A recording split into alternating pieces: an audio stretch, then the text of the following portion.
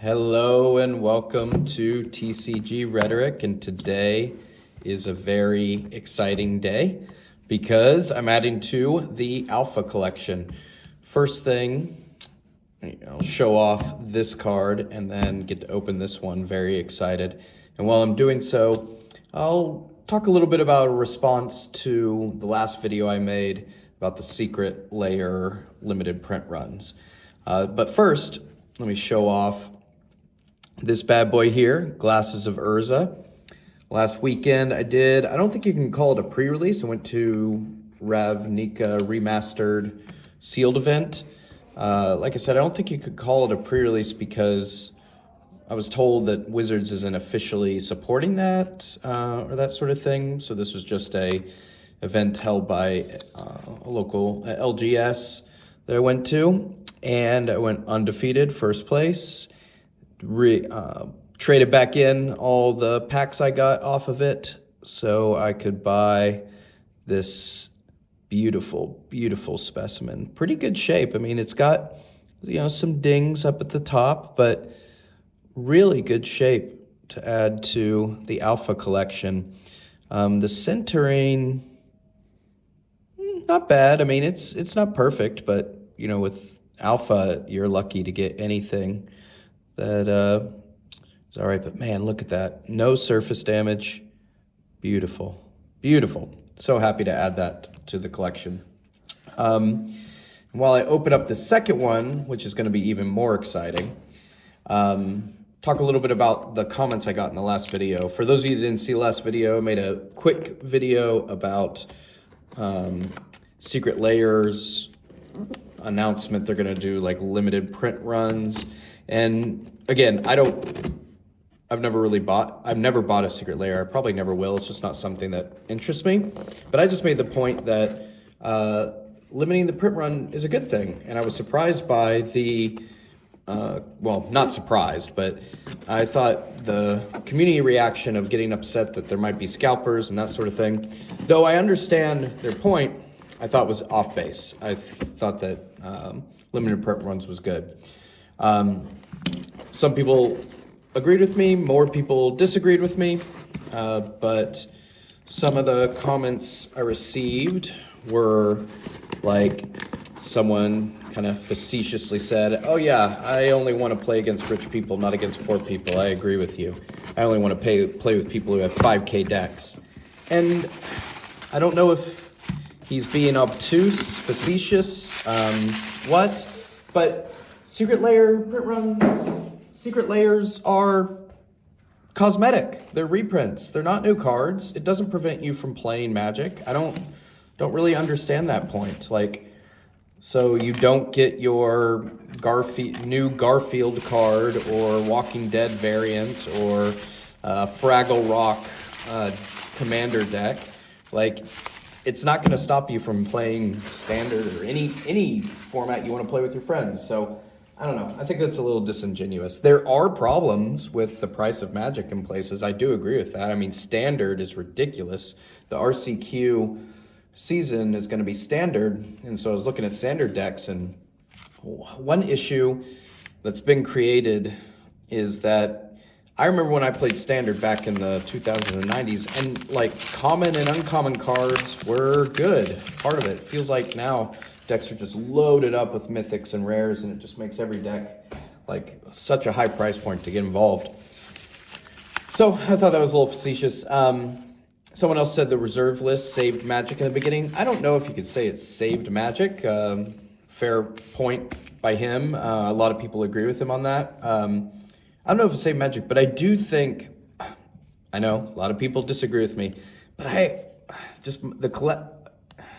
love to play Magic. I've been competitive.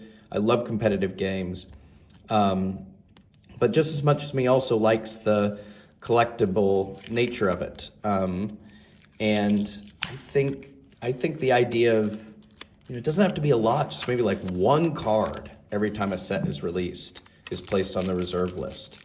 I don't know. That would be cool to me. I know you look at reserve list cards, obviously they're very expensive. I get it. Now, that is true that would lock people out of playing, so I'll admit that's unpopular, and I totally understand why someone would disagree with me on that. Just my personal preference. And then someone else said, quoted me, which I didn't say this.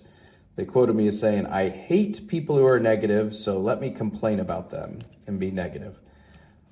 I don't think, well, I definitely didn't say that quote, but I don't think my point was, oh, by the way, I got an X-Acto knife, so now I'm official.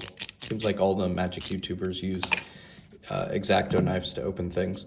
I don't hate people who are negative complain. I'm not justifying scalpers necessarily. Two things. One, I just think that there's a little bit of this kind of entitled nature. You know, if magic wasn't profitable, it would never be where it is today. And acting like Wizards or Hasbro as a company should be altruistic and make decisions that go against the interest of them making money is just fundamentally doesn't understand how the world works.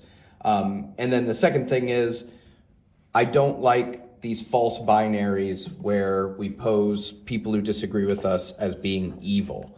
I understand the points that people who disagree with me make, but I just feel like a lot of the people who are just quick to bash every single decision, they think that there's these, I don't know, I just think they're projecting that there's these evil people when if they should sit down and really think about why are they making the decisions they're making. But with that being said, this is the exciting card because it is a rare. Second alpha rare.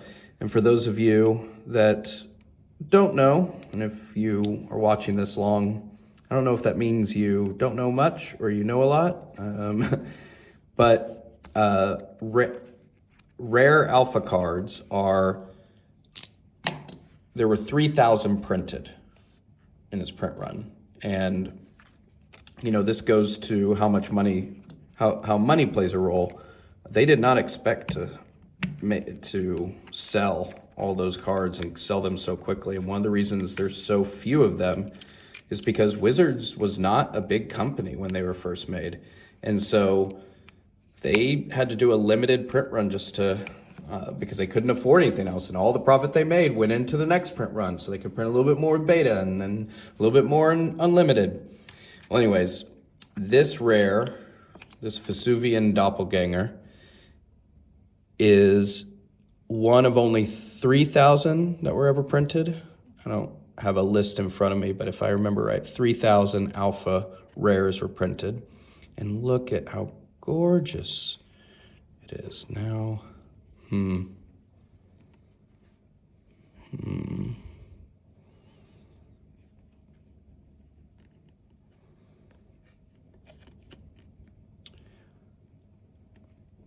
I mean, this is a beautiful condition.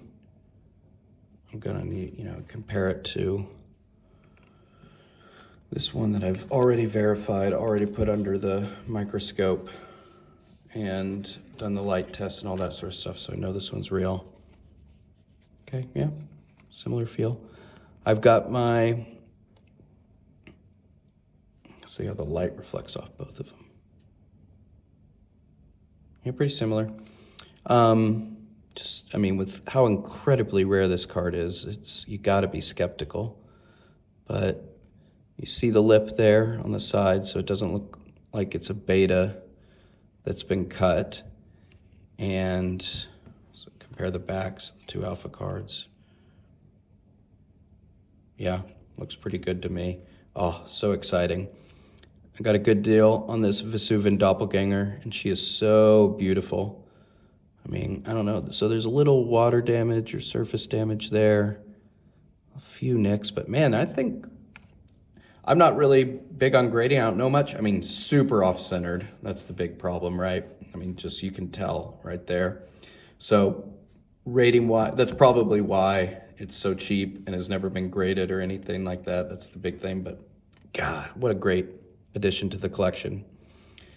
So, man, that's so awesome. Thank you for everyone that's been subscribing to the channel little bit by little bit. I really appreciate it. It's really cool. My goal is to get to 500, like I've said before.